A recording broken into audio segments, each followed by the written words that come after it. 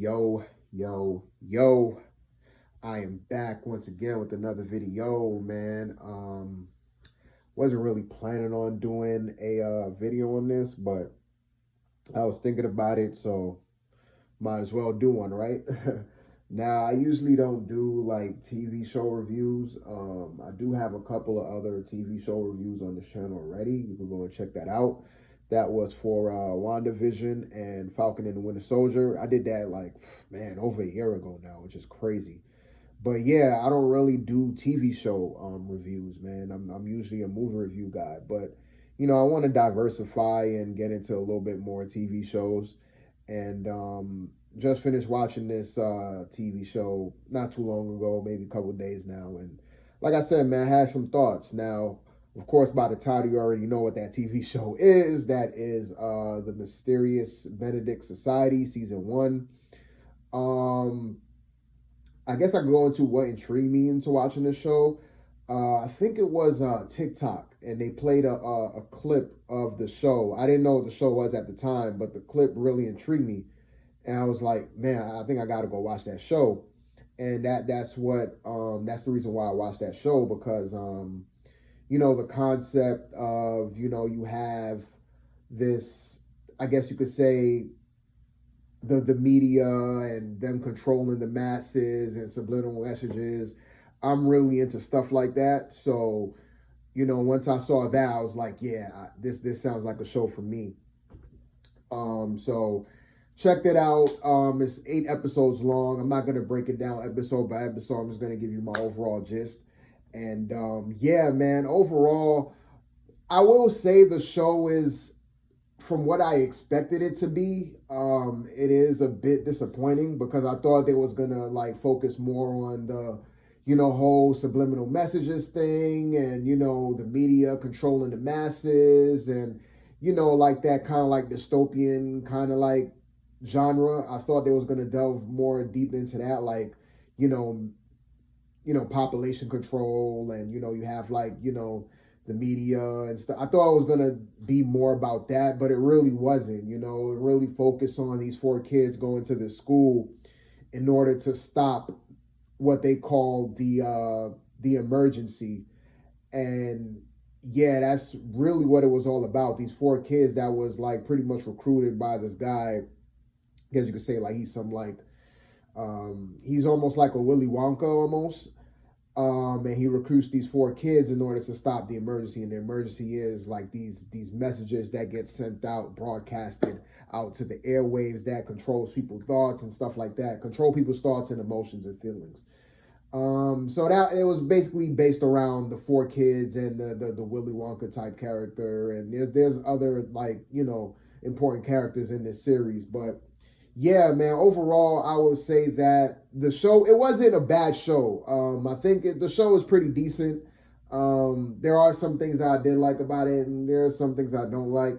So I guess I can go into that right now. I think one of the things I really did like is the just the aesthetic, because this series has a look to it. It has like that retro. It has like a 1950s retro-esque kind of feel to it. It's very colorful.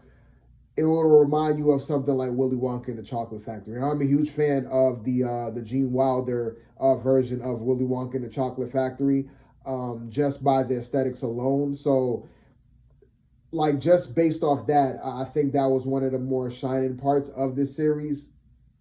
And also, too, like the whole premise of you have like this whole emergency and everybody, is kind of like in a state of panic because you have like these messages that's being sent out into the world that's kind of like manipulating people, and people are expecting like this big thing to happen.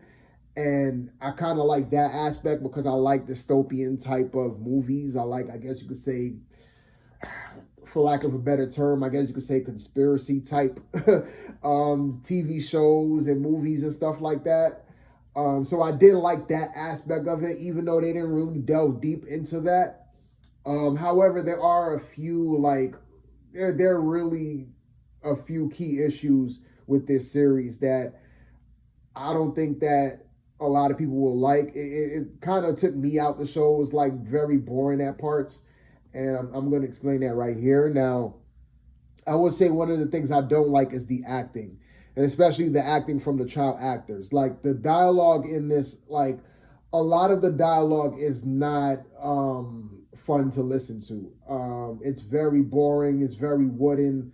It doesn't really have any sort of life to it. It's very just bland. Especially like the main character, which is Rainey. He's like the main kid, and his acting is the worst.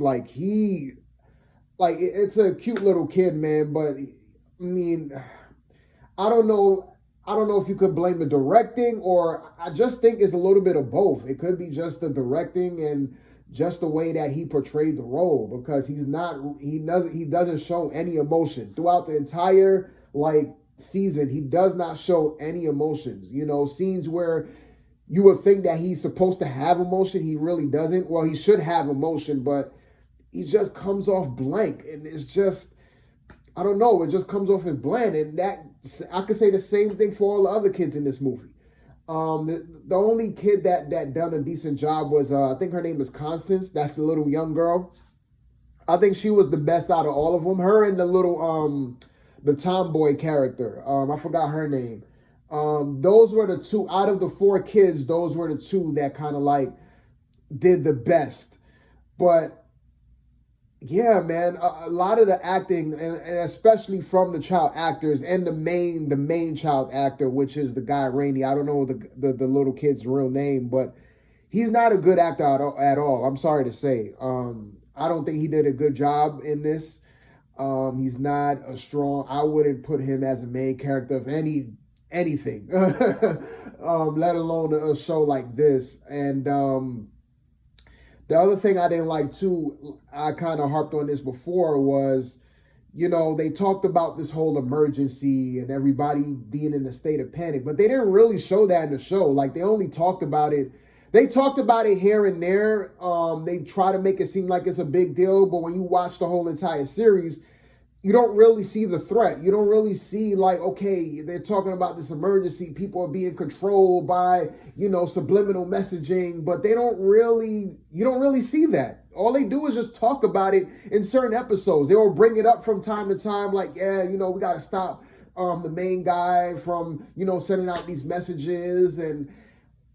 But as far as seeing that and seeing like the world in the overall like state of shock and state of panic because of the messages that they're receiving, you don't really see that in this film. Like I said, it mainly focused on the four kids and them trying to find out more information about, who's behind the emergency and the mastermind behind it all, and them, kind of like infiltrating the school to kind of get close to, I guess you could say the principal of the school, which is the villain of the school, trying to get closer to him to get more intel on this emergency that they could shut the emergency down.